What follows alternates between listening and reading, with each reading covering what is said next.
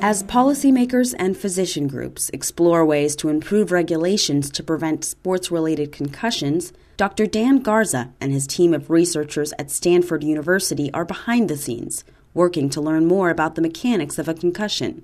Most recently, the team tested a tool that calculates the force of an impact on the brain. The accelerometer, as it's called, collects real-time data about what kinds of hits football players are getting on the field. Players wore the accelerometers as mouthpieces during every practice and game last season. While the study data is currently being reviewed, Dr. Garza said the findings reveal valuable information about the nature of these mild traumatic brain injuries. If you ask, I think, most team physicians across college athletics, how many hits on average does your wide receiver get a year? They may think of the big ones, but do they know the ones in practice? Do they know the ones that maybe aren't seen on TV all the time?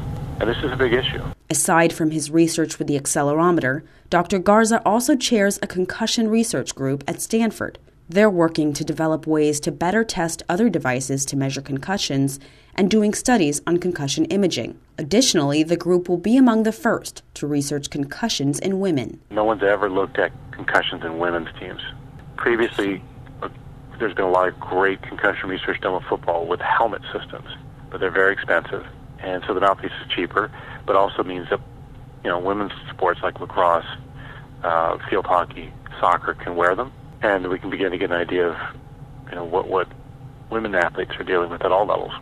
As Dr. Garza works to uncover the mechanics of concussions, he hopes his findings will benefit a younger generation. So we're getting a lot of attention at Stanford, and the NFL gets a lot of attention, but what about the millions of kids that have a helmet on and are hitting each other at the age of 10?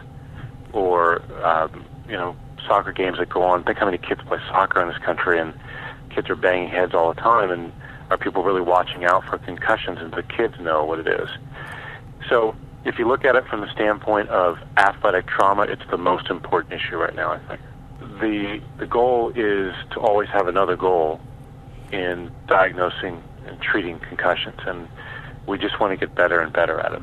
For ACEP News, this is Frances Correa.